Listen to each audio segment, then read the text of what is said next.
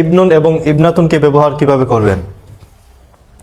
ইবনুন এবং ইবনাতুন এর শুরুতে যে হামজা আছে বা আলিফ, যেটা এটা হলো হামজা আল ওয়াসলি, যেটা তোমার আগের সাথে মিললে অনেক সময় লেখায় আসে, উচ্চারণে এটা আসে না।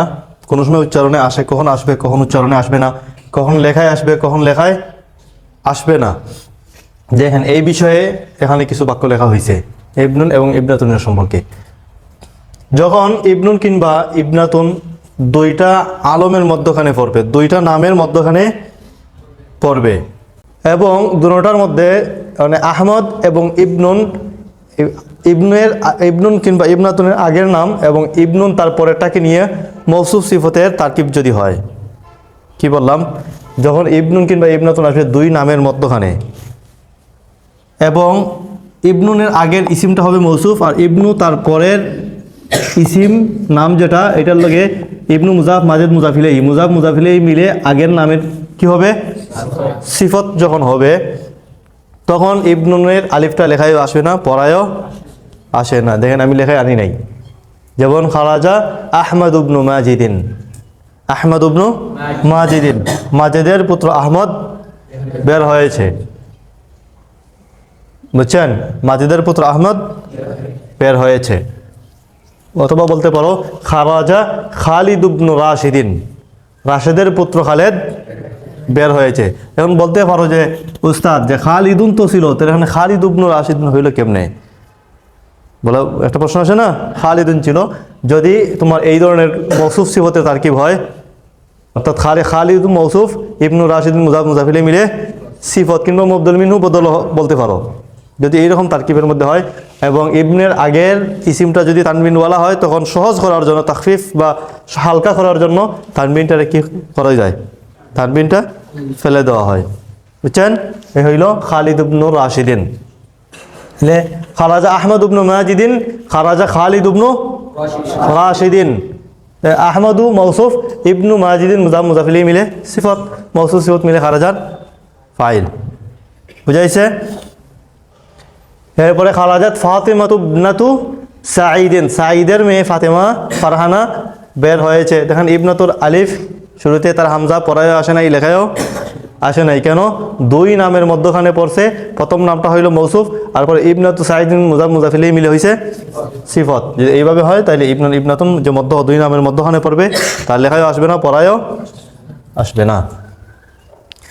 এবং যদি ইবনুন ইবনাতুন হারফুন নিদার পরে আসে, হারফুন নিদার পরে আসে, তাহলে ইবনুল ইবনাতুনের আলিফ লেখায় পড়ায় আসবে না। যে দেখেন ইয়াবনা আদামা আছে, ইবনুর শুরুতে হামজা বা আলিফ শুরুতে আছে নাই, লেখায় নাই, পড়ায়ও নাই। ইয়াবনা আদামা, হে আদমের সন্তান। ইয়াবনাতা ফাতিমাতা, হে ফাতেমার মেয়ে।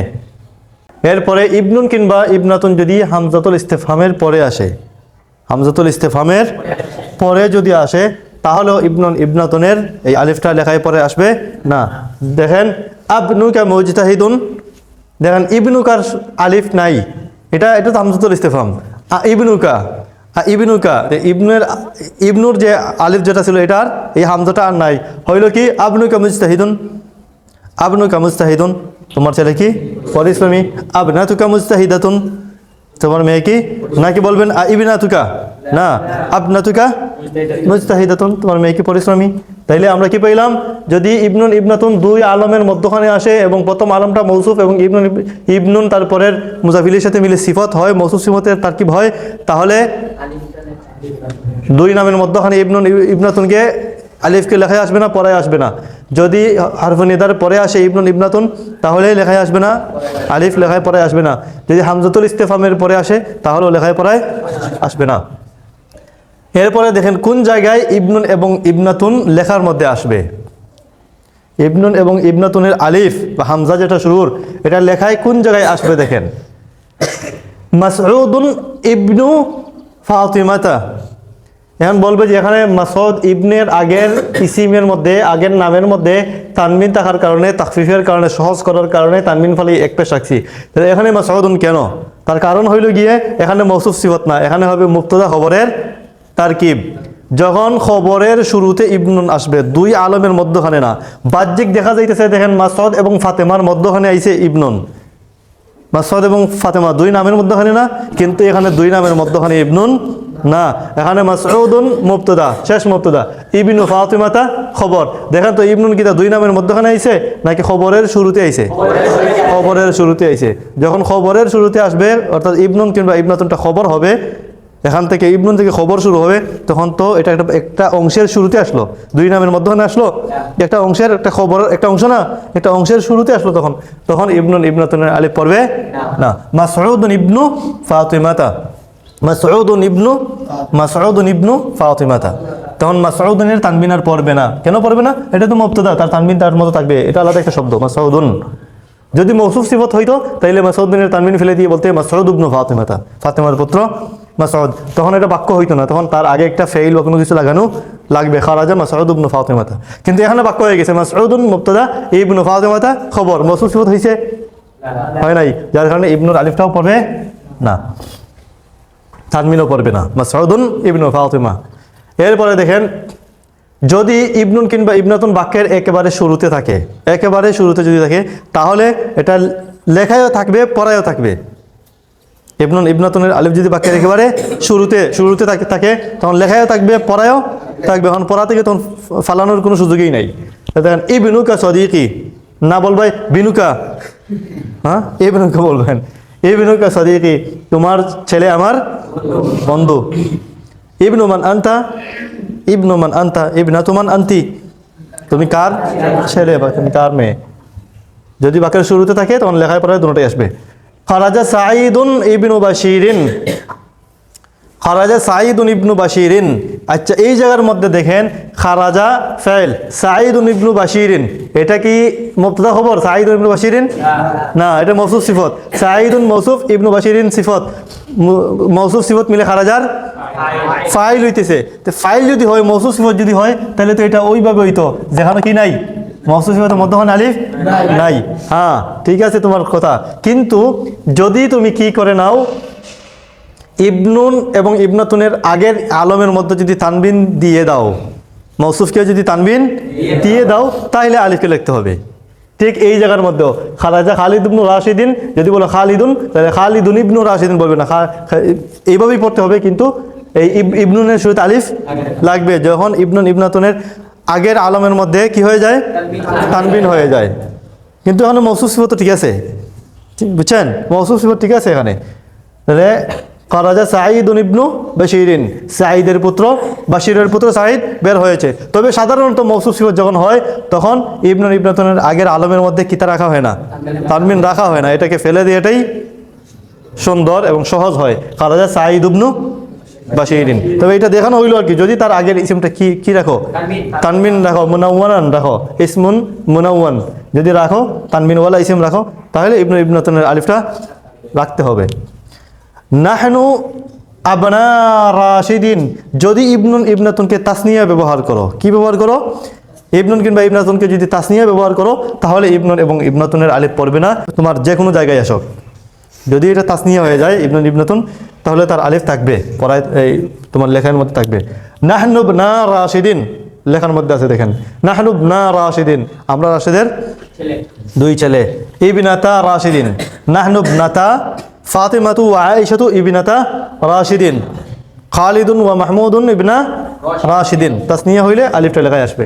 তাহলে এই ইবনুন ইবনাতুনের আলিফ লেখায় আসবে কোন কোন জায়গায় আমরা পাইলাম, যদি ইবনুন ইবনাতুন খবরের মধ্যে থাকে, যদিও দুই আলমের মধ্যখানে দেখা যাইতেছে, কিন্তু এরপরও এটা দুই ইসমের মাঝখানে নয়, বরং এটা খবরের শুরুতে আইছে, মাসউদ মুবতাদা শেষ, ইবনু ফাতিমাতা এটা খবর।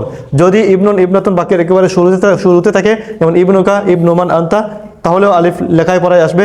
যদি ইবনুন ইবনাতুন দুই আলমের মধ্যখানে পড়ে এবং মৌসুফ সিফতেরও তারকিব হয়, কিন্তু আগের আলমটা তানবিনওয়ালা হয়, তাহলেও ইবনুনের আলিফ লেখায় আসবে। যদি ইবনুন ইবনাতুন তাসনিয়া হয়, তাহলেও তার আলিফ লেখায় আসবে। এরপরে দেখেন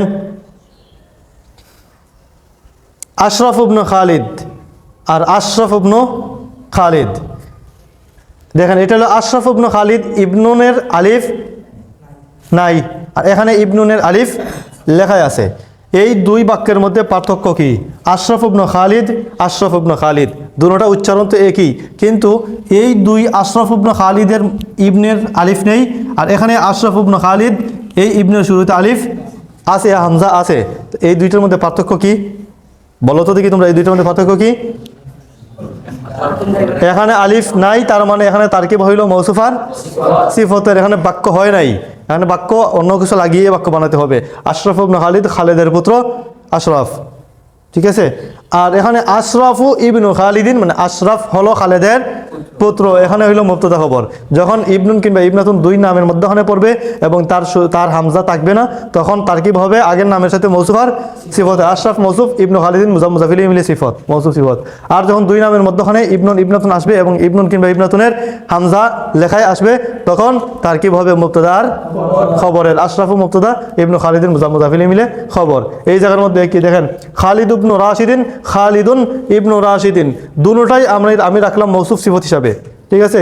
কিন্তু এই জায়গার মধ্যে আলিফলাম নাই, এই জায়গার মধ্যে আলিফলাম, ইবনু, এই ইবনুর হামজা এই জায়গায় নাই, এই জায়গায় ইবনুর হামজা আছে, কেন?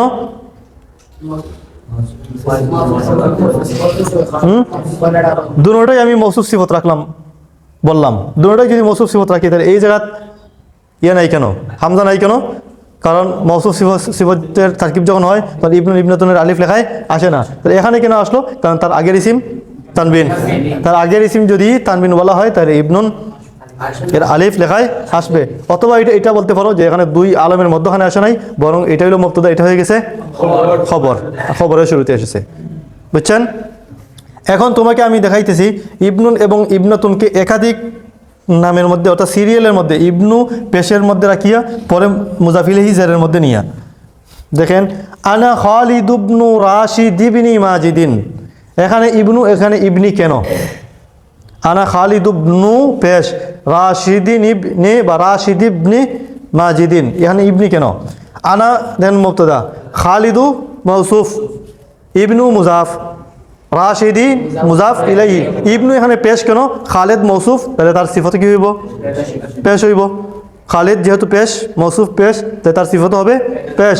তো খালিদ ইবনু রাশিদ ইবনি মাজিদিন, রাশিদ ইবনি মাজিদিন, মাজিদের পুত্র রাশিদ।